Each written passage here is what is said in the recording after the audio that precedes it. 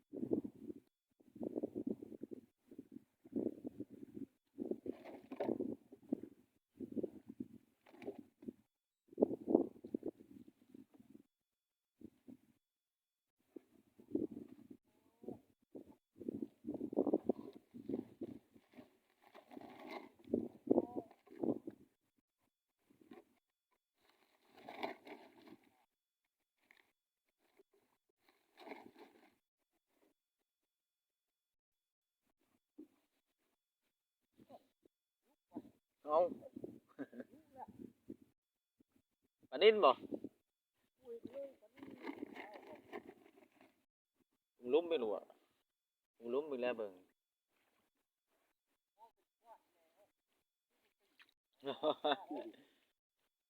มันดีนเนาะสุดเท่านั้นหมดละมดบ่โบนัสสาม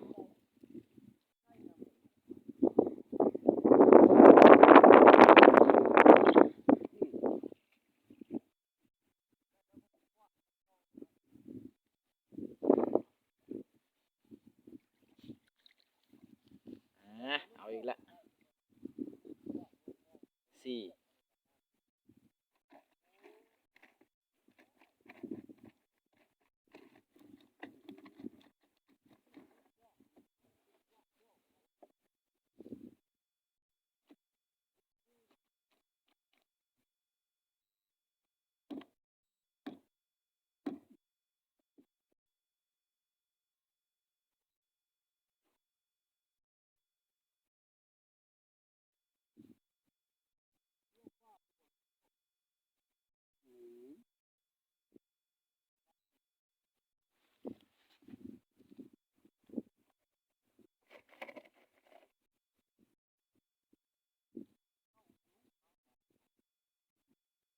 ดูยังไง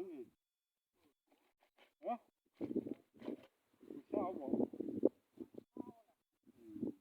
มันใหญ่เนี่ยถึงรู้เอาที่บุย15นี่เลย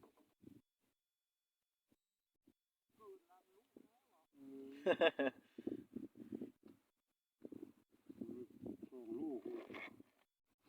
แล้วมันทะเลเกี่ยวเนี่ยมันถึงใหม่มันติดลายแล้วมันเกี่ยวลายแล้วมันไป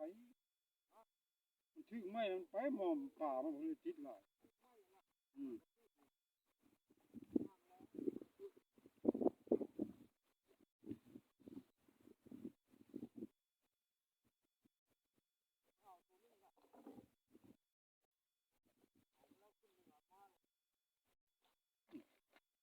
มันหนาวละป่าออกเนาะ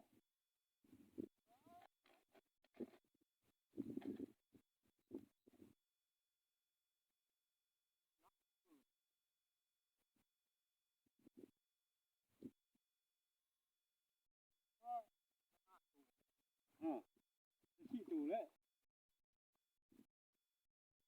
เขาจะมีแต่ฆ่าแล้วมันอยู่เลยหนามมันนี่มีแต่ฆ่าแล้วเขาเนี่ยหนามมันปักมันแทงดิน